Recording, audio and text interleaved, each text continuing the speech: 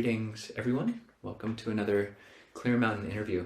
Today, I'm very happy to have Richard Josephson with me. So, Richard, thank you for... You're most welcome. It's my honor. Yeah. Well, maybe you can give a bit of your biography, your spiritual biography. I know some of it, but you've been practicing for a long time, so...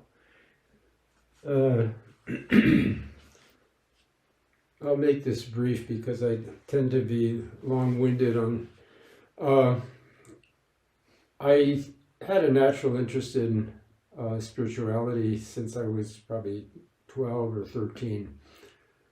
My father's best friend, Mike Cohen, his business partner, said that to my father one day while I was listening that Richard would be either a great success or complete failure. By failure, he meant he would probably go into the spiritual realm rather than business. So that's, since I was about 13, I've been doing some kind of practice or other. Actually, as a Foursquare Assembly of God Holy Roller Christian till I was about 17, and I left that for Hinduism. Then when I was about 18, and surfing on the North Shore of Oahu with some of the best surfers in the world and the best surf in the world, I got interested in Buddhist practice quite deeply with my friends, my surf friends. Since there's not always surf, surfers need something to do when there's no surf. So we would all go out into the jungles of Hawaii and spend the day meditating. We didn't know much about what we were doing, but we would nevertheless meditate 5-6 hours together and then go back to the beach where we lived. We lived on the beaches and we had houses on the beach at that time. My practice started taking off while I was surfing, and one day I realized that surfing had to go if I was going to get really serious. And I walked to the beach one day, sold my board for $100, and that was the end of my surfing career. I worked on the first hotel on the big island of Hawaii and got $2,000, went to India and Nepal and practiced there lived the first year in the Tibetan monastery on the Everest trek, Mount Everest trek, and then spent another year in India wandering around receiving blessings and teachings from many different Tibetan lamas and actually 4 enlightened women, yoginis, that were incredible, and I still see some of them today. After 2 years, I didn't have a visa for all that time, and I went back to California, and I knew I would find a teacher. I did within 1 week, and I found Master Hsuan Hua, took full bhikshu ordination, and late 1960s? That was 1971. Okay. I was back in the United States and took bhikshu ordination with the Master Hsuan Hua. I was with him for 10 years, and after 10 years, I left the monastery. I was still a bhikshu. I spent 2 years meditating in Golden Gate, or probably a year and a half or a year in Golden Gate Park and different places in the city before going back to Nepal, where I continued in Nepal for 10 years. During that time, I disrobed and married a Nepalese girl, had 3 children with her, and we spent a wonderful time raising our children together. And then I went out on my own again, which I am now for the last 20 or so years. So about a good part of my life, probably 15 or 20 years, was in Nepal and India, practicing and studying Buddhism. The other time was in America. And that's it. Well, it's very concise. I mean, you're 78 now. I'm 78. 78, so you've been practicing for over 50 years. And I was practicing since I was around, a serious practice since I was about 20. That, by serious, I mean 8 hours a day. I spent 2 years before going to India and Nepal, meditating in jungles in Hawaii all day. Had no money, no house, no food, no problems. I ate whatever I could get off the land, and what fishermen would give me. In effect, I lived in a fishing camp helping to mend nets for a while on the Makaha side of Oahu. You have a really unique perspective in that most people, have practiced in a lay form or practiced in a monastic form, and many people aren't really satisfied with, say, either one of those, especially people who maybe don't have complete affinities with a specific monastic form, and then they're kind of can be left adrift and say, how do I practice really seriously in a lay form? And I'm curious if you could speak to that, maybe just explain your robes and how you practice and maybe where you're living now, so a bit of context. So I know, but I just started wearing these robes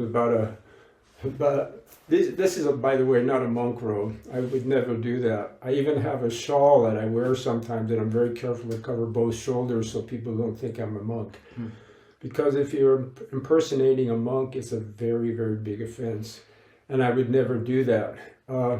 But I started wearing this because I started seeing not very long ago, probably less than a year ago, I saw I was getting attached to clothes. My daughter, who lives in Hawaii, would send me these really beautiful Hawaiian shirts, like $100 and $200 shirts that were really phenomenal. And I thought, wow, those are pretty nice. I started wearing them around here in the monastery. And then I saw I was getting a little attached to clothes, and I thought, well, why don't you get a drab layperson's robe? So I got a drab layperson's robe. I put it on, and then usually I ride my bicycle to town. But then a few weeks ago, I decided, well, I'll walk into town. For me, I'm slow. It's about a 2-hour walk to Costco and back for me. But then I put on my robes. I thought, well, I don't have, since I'm not riding my bicycle, I can wear my robe. Well, as soon as I got out on the road with my robes on, I found I got picked up right away by people that knew that, from the community here, that they identify with the robe. So since then, I've been, like if I'm lazy and I don't want to ride my bicycle, I just get out on the road and I don't even have to hitchhike because the robe doesn't work. Right. So that's the short answer. But I will say one thing about it, and what I said at the beginning is really true. And in fact, I read a story of a Fortune 500 CEO that actually about 15 or 20 years ago, she said the same thing. She was extremely wealthy and she had a wardrobe that was incredible. And she saw the same thing, and she decided that she's going to find an outfit. And she went into town and she got an outfit that looks, conservative and looks, okay. And she bought 3 of them, and she started showing up and working the exact same thing every day. And she says she loves it. She's really happy about it. People comment, "You're wearing the same thing all the time." She said, "They don't care." And so there's something to say about, well, it says 2 things. One thing is that the Dharma is everywhere.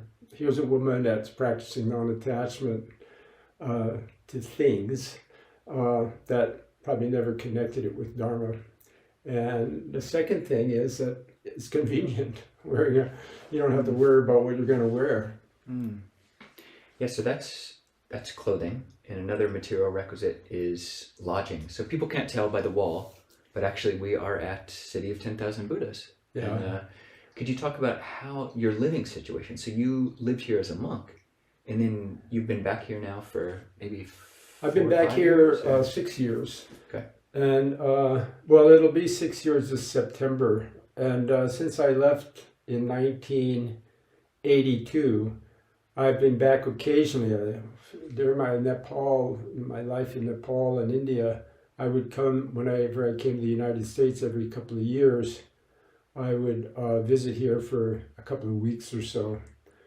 I actually was the first one living here officially and sent by the master specifically to live here to run out the ghost at Tathagata Monastery, which is now the monks' headquarters. So I spent about 6 months here, almost by myself. There was Hong Lai who was here, and a couple of people in the firehouse to help maintain the grounds, but there was a handful, literally, of us here in the very, very beginning before anybody moved up. 1977, maybe 76. I don't recall the Something like dates, but it's probably earlier than that, probably 75 or 6. Yeah.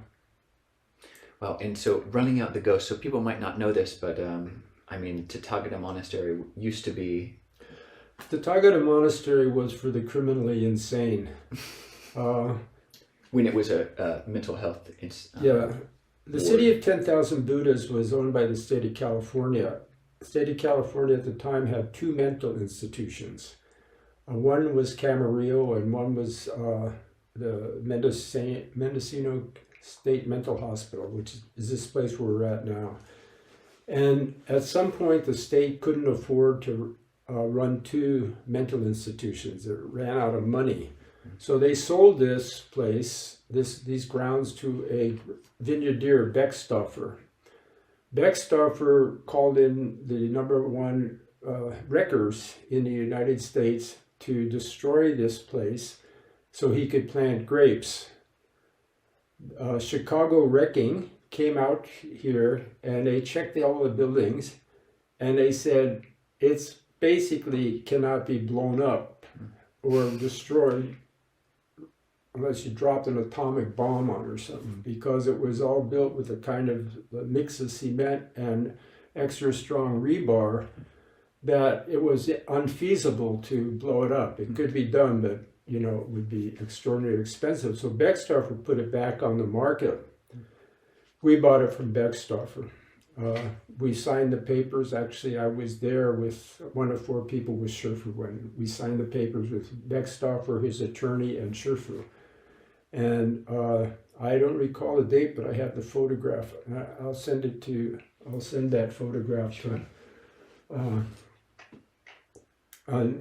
Kovilo.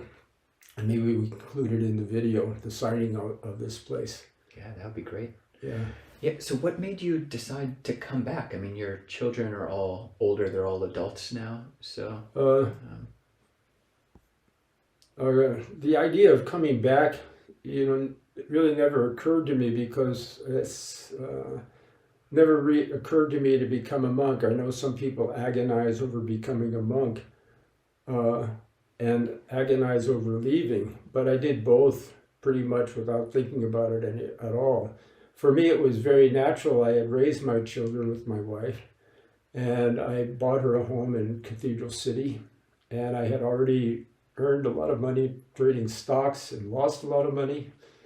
And I decided that since I never gave up my practice for an instant, since I left City of 10,000 Buddhas as a bhikshu, it would be very natural just to, you know, live in a monkish environment once again.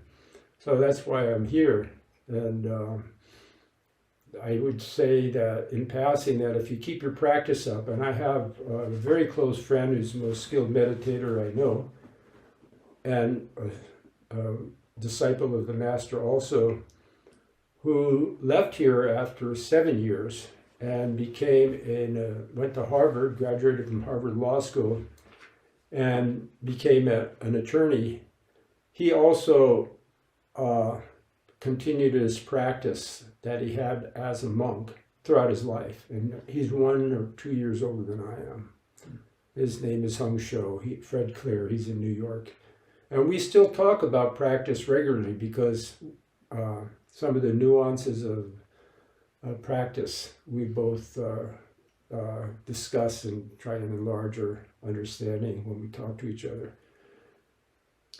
I think just in a moment, I'd like to go more into the practice side of things, but just to round this out, because I think a lot of people are so curious about different forms, ways to live a spiritual life. And in your way of conceiving, I mean, you're 78 now, but you're very healthy, and as far as I can tell. And do you have thoughts for the future? Do you think you'll just stay here ongoing, or?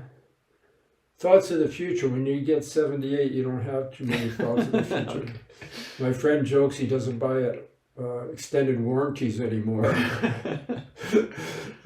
So He's 4 years older than mine, and I suggested the other day that since he's buying a computer, he should get an extended warranty. He said no. So, as far as thoughts of the future, I've always lived in the moment. Well, it's a pretty good setup here. I mean, you're here. You contribute to the whole city. You do groundwork. You contribute by your own meditation, and so it doesn't seem like it seems like it's working out. If your practice is, this is an excellent place to practice. Monasteries are phenomenal. I'm no longer a monk, but I like being in a monastery.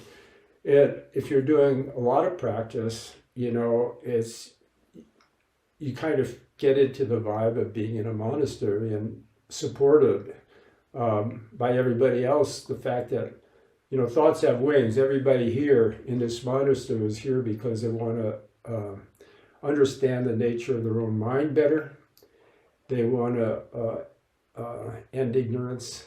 And so that's the kind of motive everybody has for being in a way place, regardless of where it is.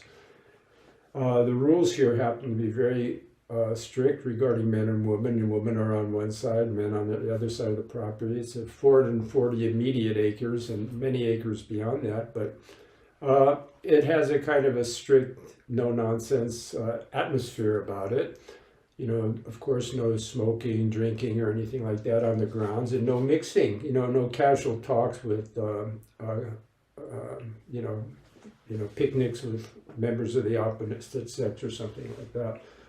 So it's just an environment that supports a meditative lifestyle, and I highly recommend it for anybody that hasn't practiced a lot to volunteer in a monastery, a good monastery, where they have rules of conduct and so forth. It's just helpful. It's not necessarily, especially if you have a strong practice. Yeah, that's a great recollection. I think a lot of people might not be aware that there are monasteries that have lay living environment in them, even theravada monasteries. I know Chuan Monastery has a small section for, that's a Mahayana Buddhist monastery, but monasteries in Thailand, I know some that have, lay sections to them, and it's like long-term supporters or just people who are just want exactly what you're talking about of a way place. This is a translation of, like a monastery, which Theravada people might not be familiar with, but it's a great phrase because it's exactly what you're describing. It's, even though different people have different inclinations and capacities to practice, and practice means different things to different people, the sincerity, everyone here is quite sincere, and it really is a way place. Yeah, that's true. And also has facilities that are phenomenal, such as an incredible library of Buddhist texts and other books, but an amazing library in several languages, Sanskrit, Pali, and European languages as well. And it's actually 100 yards from where I sleep every night. So it's very convenient living in a way place as far as practical things. And then there's, of course, ceremonies, Dharma lectures, all of which I really like. For me, I generally like to attend one ceremony at least a day, an hour and a half. I used to take 2 or 3 a day. I find them, people have different motivations for attending ceremonies. I like to go sometimes relax because meditation for me is sometimes pretty strenuous, breath regulation, and it can get pretty hard. And so I kind of like to be around the people and feel part of the community instead of isolating myself all the time. I invite Kovilo here for lunch once a week. Great cook. At my place for khichdi, which is, just an Indian pot Yogi food. It's, you put everything in a pot that you have and you cook it and hope for the best. It's always worked. I haven't expired yet. So, but on that note, it does tie in like the issue of food, and you mentioned like separation of genders. Both of these are issues around morality or like precepts. And I'd love to hear more about your diet. I know a little bit about it, or like your eating routine, but also then just your precepts, what precepts you keep or what your principles are. Well, basically, when we meditate, we don't want unnecessary distractions. If they're not there, you won't have to put them out of your mind. So there's not many distractions here, and you feel like you're contributing. Volunteers come here from all over the world. They stay in the lay area, and they have a small room, pretty much the size of this, which is probably 10 feet by 10 feet. But you have all your food provided. You have a room provided. You don't really need, and there's soap and all of this is distributed, and practical needs of life are pretty much there. So it takes away a lot from, if you want to really practice, you can do it without having practical concerns. Also, it works out for the monastery because, after all, some people work very hard on the grounds, anywhere between 4 and 8 hours a day. There's 400 acres here, so that those volunteers that work underground, they're accumulating a heck of a lot of great karma, and that karma is foundation building, so you can plug right into meditation. You can sit for an hour and accomplish a lot if you're contributing, like the volunteers here do. So it's foundation building. It benefits the monastery. It's not just the volunteers benefiting from the monastery. It goes both ways.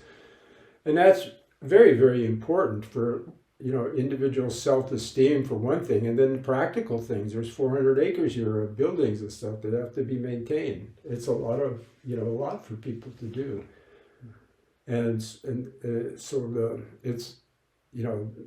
it works out beneficial for both ways. I mean, one thing in addition to the work that everyone living at a white place has to do, it's a reciprocal relationship. You're both receiving basically the inheritance of the Buddha. We're practicing, and then we're given a place to practice. And in addition to giving back, you mentioned just your own personal practice, but you've also got to eat. And I mean, I'll just do the reveal that, you're 78 years old, but you still just eat just one meal a day. Yeah, I eat out of a 1.5 quart bowl.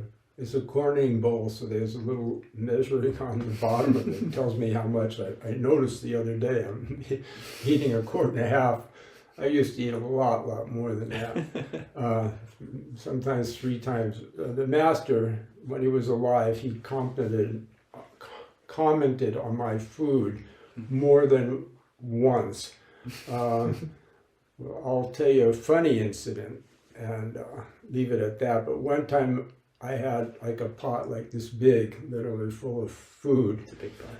In Gold Mountain in the Buddha Hall, and he was walking down the line of all the monks in the Buddha Hall, in the dining hall, and he saw my bowl of food, and he stopped and he looked at me, and then he looked at the bowl of food, and then I kind of apologetically said, and it's true, I said, my father says I have a stomach without a memory.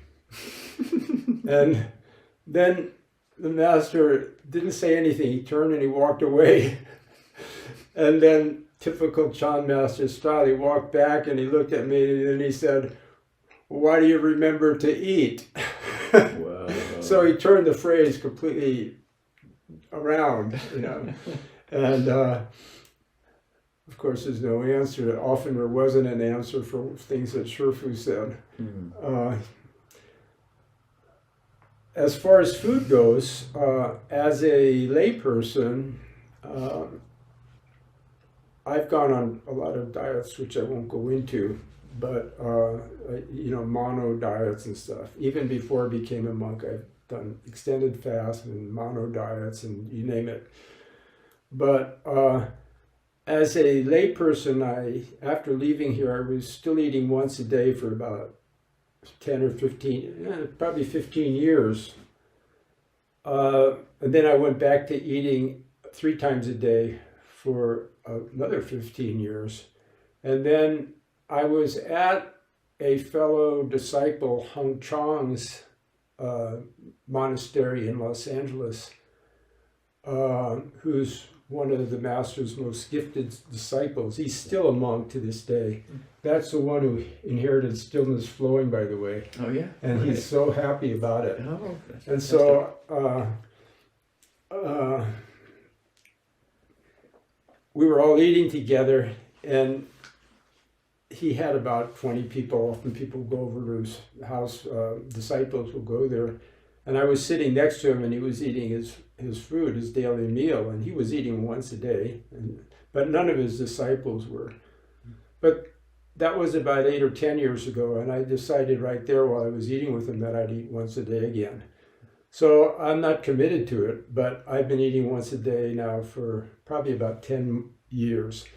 It's just really healthy. The masters also said it's super healthy, and yogis also will say that, you know, there's less cleaning up, there's less preparation, there's less time eating. All of that can go to practice, and when you eat once a day, you really learn a lot about diet. You learn how your body functions, what it needs. You know that it's not the same as everybody else. I myself, I eat fish once a week. I've been a vegetarian most of my life, but I found that if I eat fish once a week, it works for me. So I'm not going to, advocate any particular diet. I think it's disingenuous. It misses the whole point. Not to mention the fact that if you're actually living in a situation like, for example, Tibetans, you cannot be a vegetarian unless you leave the country. The mean altitude of Tibet is 17,500 feet. You're not going to grow any vegetable or fruit there.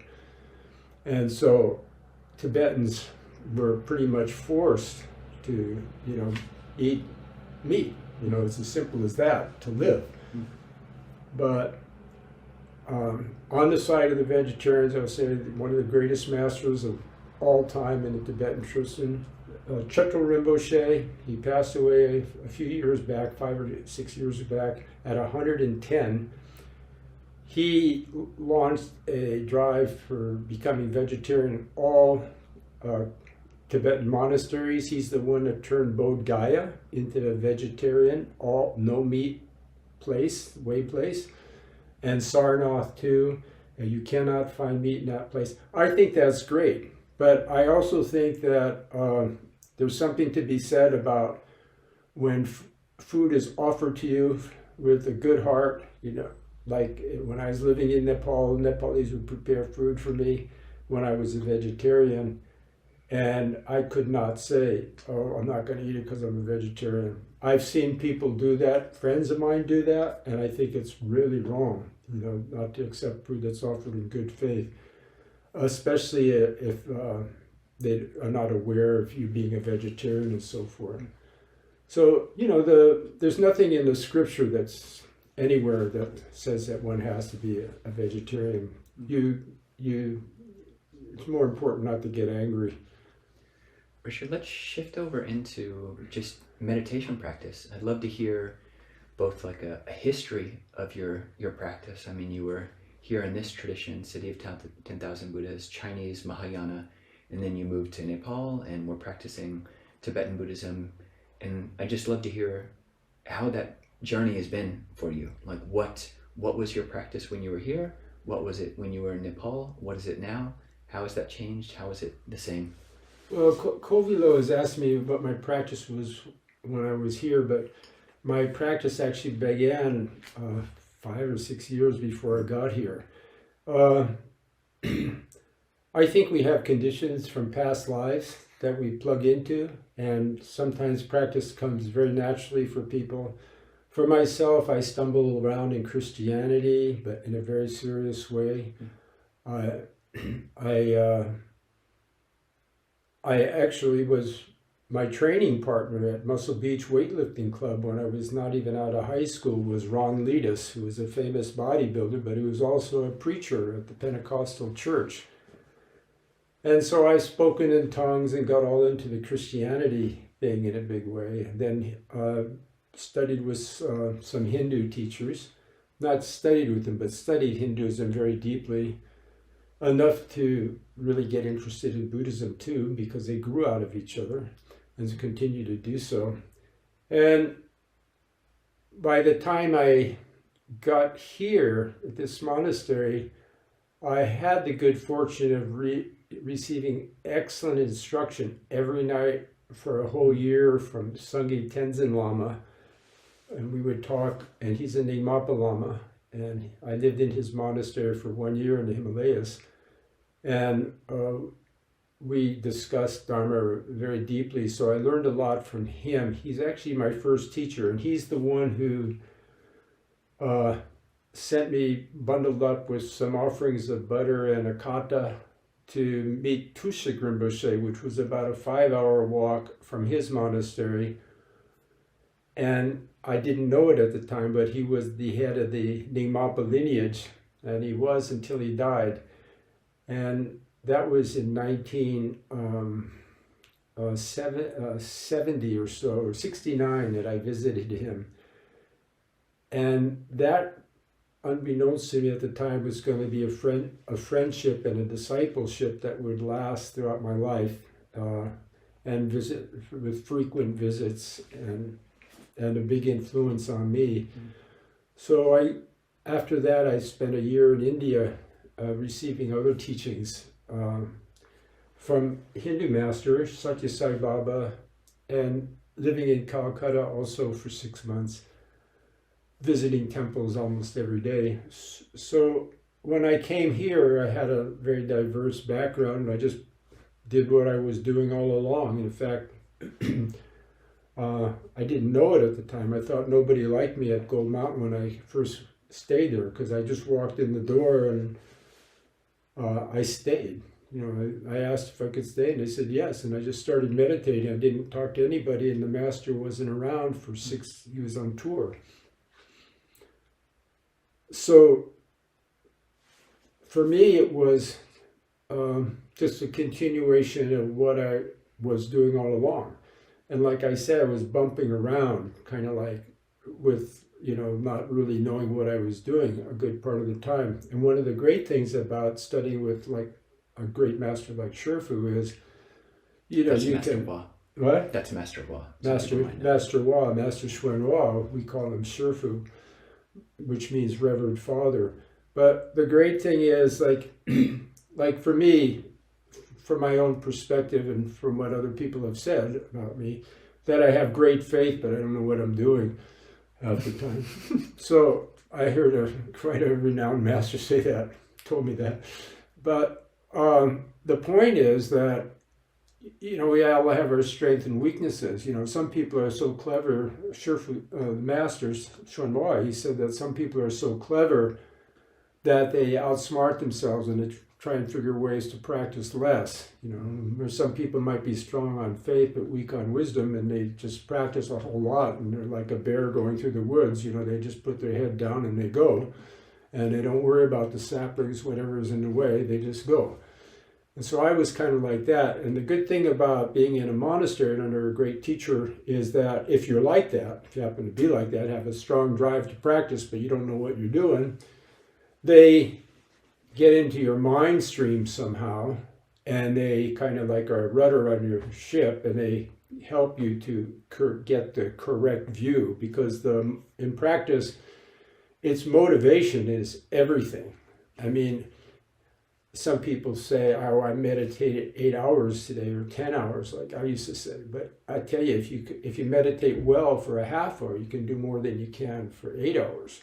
So it's skill. A lot of it is skill and doing it right. And so when you're with a master, it can make all the difference in the world. That's so important.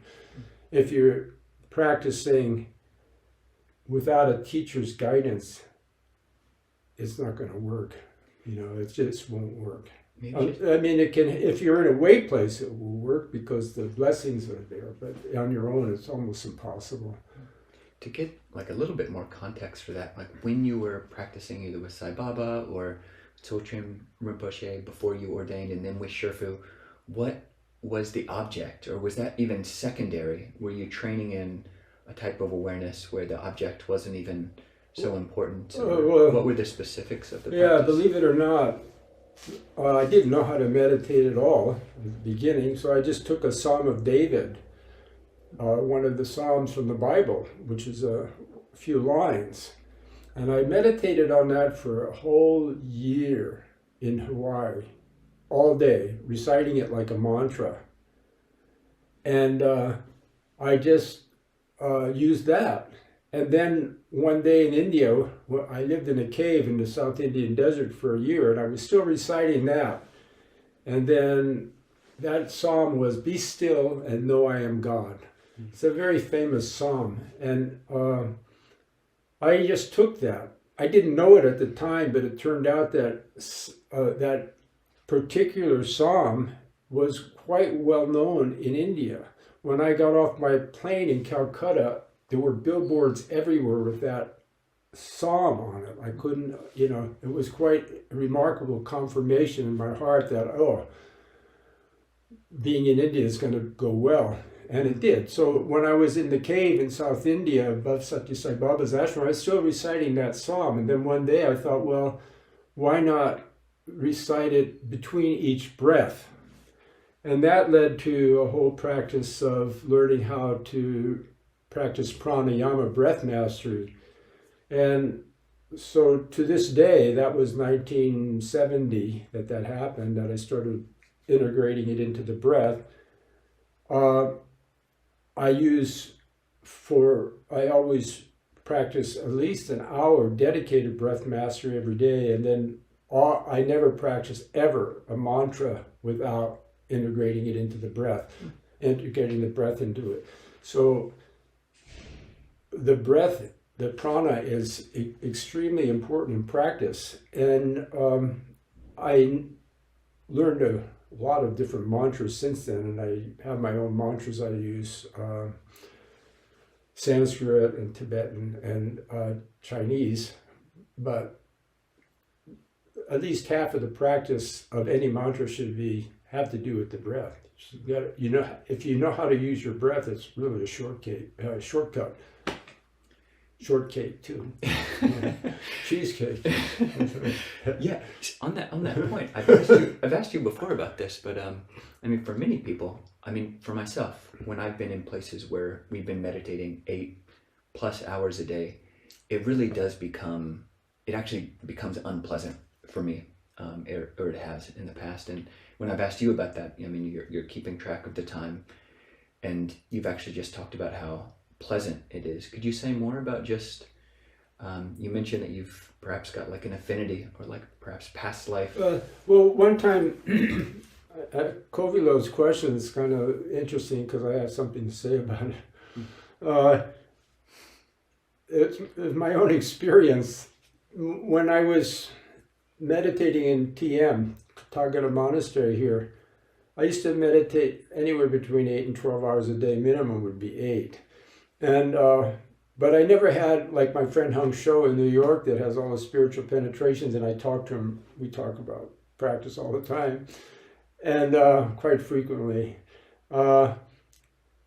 He has all of these great experiences. So one day I went to Sherfu, and I said to the master, I said, I meditate all day, and the whole day goes by like nothing. I stayed 7.5 years, almost never left Tagana Monastery, and I rarely spoke, ever. And I said to the master, I said, I'm so interested, but I don't know what I'm interested in because I'm not experiencing any light or deities or anything, but I'm just so interested, I can't stop. And then the master just kind of smiled and looked at me and he said, yeah, that's the way it is, So that's how it is. Everybody's experience is different. Like, for example, my friend who's, he's incredible experiences. That would be a separate video in itself, but he's entered, and he still enters samadhi every single day. He has all sorts of experiences, and he has all the 5 eyes open. He can tell people's past, future lives, look through walls, and tell you who's coming on the outside. He used to do this in the monastery, just playfully tell us who's outside and so forth.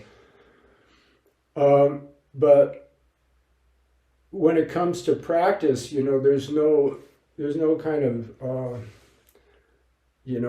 gauge that's really sure. That it doesn't matter. Like, so my friend has lots of experience, but when we talk Dharma together, we're just kind of like on the same level. And he'll even ask me stuff and I ask him stuff. We go back and forth. And, some people I know, some Tibetans I know, it's like that too. We don't even know what we're talking about. If you say it like that, it wouldn't even seem like we're talking about if you were listening in, but we know what each other is talking about. And without, being specific about anything. So the point is that, meditations, 100,000 people can recite the same mantra, do the same meditation, that all their experiences are different, but I just want to harken back to the breath, because the breath is so important. If you feel that it's getting tedious, I had problems, especially during my first few years in meditating all day, of it becoming tedious. And it was a time when I had my room just opposite the master's room. And so I would, anytime I got tired or fatigued or find myself getting into a torpor and it's not really interesting like it became at Tagata Monastery, I would stand up and I would meditate for an hour or 2 hours standing in place and shake it that way. So there's something to be said about vigor. And if you find that you're not going anywhere, and to this day, if I ever find my mind not alert when I'm meditating, I do something else. I mean, first I'll stand up. Even today, I stand up. I'll meditate standing. If after a half hour standing, I'm still spinning my wheels and I'm not going anywhere, I know the meditation's not right, I quit. I transfer the merit, bow 6 times, and go out and mow a lawn or something. Just change the energy. So if there's a point here, it would be that never fight with yourself. Never go against the flow, but find a middle way. Try and get through whatever it is. If you can't, after really trying, then go do something else completely.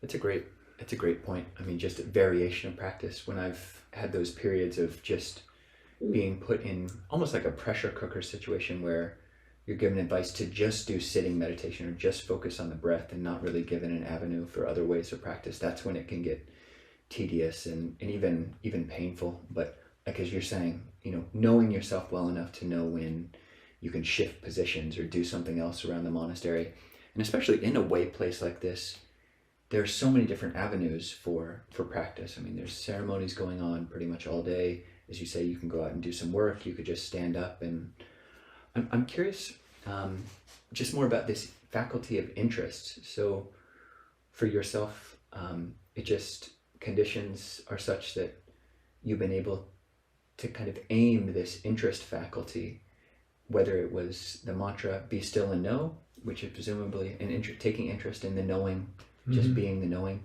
or an interest in the different mantras. Be still and know I am God is that turning on the I am consciousness. So it's another way of saying, who am I? Which is a classic self-inquiry practice.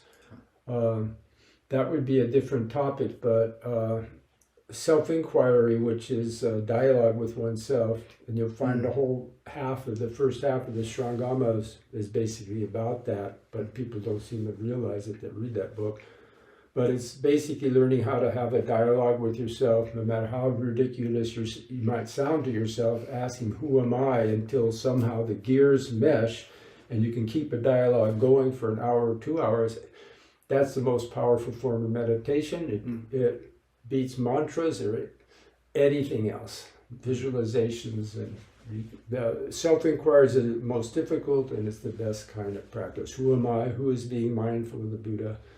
It's not a mantra. You don't recite it over and over again. You start a dialogue with yourself and you burrow inside. But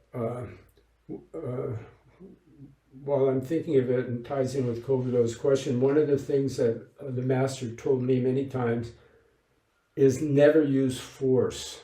Never force yourself to practice. Never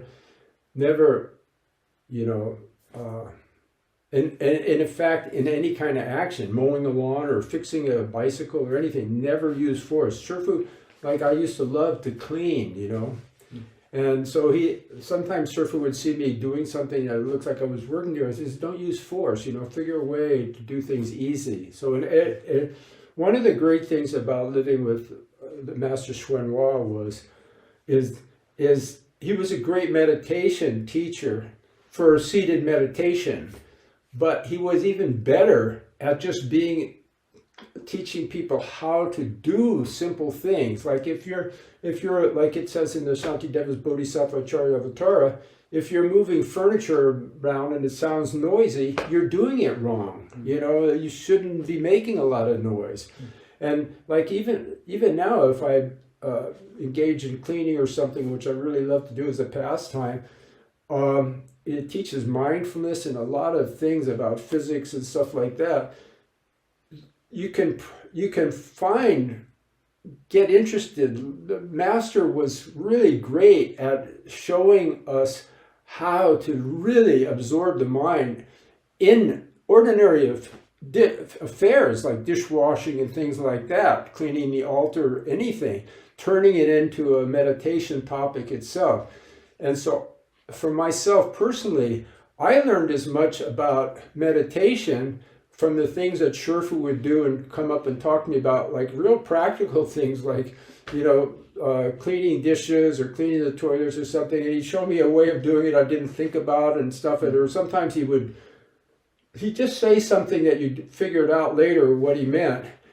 But the master was really very good at making us aware deep in our heart that meditation is not about sitting. It's not about any posture. It's about being present. You're always present inside, you know. Whatever you're doing, you're 100% there. Sitting on a meditation cushion, being present is not limited there. It's not limited to being on a meditation cushion. Could you share any thoughts or any advice? I mean, you've lived in these different forms, in different schools of Buddhism even, and in different outer garments. And I'm curious if you can tie that in or maybe give advice to anyone who's looking for an external form that works for them, which maximizes this type of presence, or what you would suggest for someone who's trying to figure that out for themselves. Because that's what you've been doing. I mean, you are basically finding what works, it seems like, to maximize this variable of presence, maybe. Yeah, well, being present, the best thing I can say about how to learn to be present is to get in the presence of somebody that's really present. There's nothing like being in enlightened presence. You know, I had the thirst for that before I met anybody, but I knew it was there, and I knew that without getting in the presence of somebody who was really present, I wouldn't get the impetus I needed to learn how to be present myself. The most important thing Shifu taught me was that I can become enlightened just like him. You know, I have no doubt about it. You know, and I would have a doubt about it if I hadn't met Master Hsuan Hua, if I hadn't had that opportunity, if I hadn't met Trulshik Rinpoche and a couple of Satya Sai Baba, if I hadn't been in the presence of somebody that was really realized, there's just something in the small difference that is unbelievable. And if you really want to know what I'm talking about, I interviewed Hung Shou in New York, who was very close to Shifu I talked about with all the spiritual penetration. I interviewed him for a 2-hour interview. I went to New York to interview him, and it's on my YouTube channel. It says Long Island Hung Shou. If you go there, there's a 10-minute, the whole video is pretty good because it's just talking about him being with the master for 2 hours of just talking about his presence with the master. But one of the interesting things he told me was,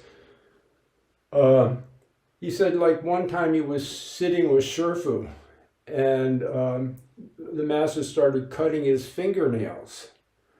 And it went on for a long time, and he's cutting his fingernails while he's talking to his disciple, Fred, who's talking to me. And he says he never seen anything like that. He never seen anybody cut his nails with that kind of a mindfulness and presence, and just meticulous in doing it with so much absorption in what he was doing, like he wasn't distracted or thinking of anything else but his fingernails. And he describes that in the video, and it kind of like it speaks to what I'm saying about. I suggest you watch that, because it's coming from somebody that really got more out of Shifu, Master Hsuan Hua, than almost anyone I know, maybe more than anyone I know. So there's something about that presence, even if they're sitting down or walking, and you see Satya Sai Baba walk, you know, it's like the Buddha says, you should walk like the wind, isn't that right? Or what? It's got different similes. It's got one where you should walk like the moon. There's one where you stand like a pine, sit like a bell. Walk like the breeze. Yeah, walk like a breeze. Well, you know, like you see somebody doing, in this case I'm talking about Satya Sai Baba, when he just walked, there was something that was completely surrealistic about it. It was just unbelievable. It was like some angel or ephemeral being moving around. And there's so much to say about seeing is believing. You know, so like for me, I believed a lot, but like I never, until I met Master Hsuan Hua, I never believed that enlightenment was always something outside for me, you know, that I thought I could learn about it, you know, and really get close, but I never thought I could really become enlightened. And now I don't think there's a possibility I won't, you know, and it's all because of seeing it in somebody. You have to see somebody that's realized, be in their presence. Then it's easier. It's a shortcut. And, you know, like they say, when a student is ready, the guru appears. So it's for everybody. And to get in their presence, you know, I'm not suggesting everybody goes looking around. But my way was I meditated all day until the conditions were ripe and I found somebody. I didn't go looking for them. It just happened, you know, like your practice demands it. So what to do about getting into the presence of a master is to do your own practice, and then it'll all come into place. It'll all happen. That's great advice, and you're a great living example of that. There's a sutta in the Pali Canon called the Badali Sutta, where the Buddha praises even just seeing enlightened beings or seeing people who have right view is great. Why is that great? Because then you can hear them. And why is hearing them great? Because then you can actually give your heart to their teachings. And when you listen to their teachings, you memorize their teachings, you've seen them, then you can actually put the teachings into practice. And that's where, that's what a Buddhist life is all about. Richard has written a number of books. Maybe the most closest to recent is this Master and the Masters, about his time with Master Hua, Shifu. And I mean, you've told me a bit about some of when you were in Nepal, basically with your family. You would take your whole family on a motorbike and just go and visit great teachers every weekend. And that's impressive. That quality, that interest, that zeal in wanting to meet enlightened masters. That's what a great. I think a lot of people, maybe especially Americans, don't see value in that, or just don't know how to approach it. So appreciate that perspective. Yeah, that's very important what Kovilo said.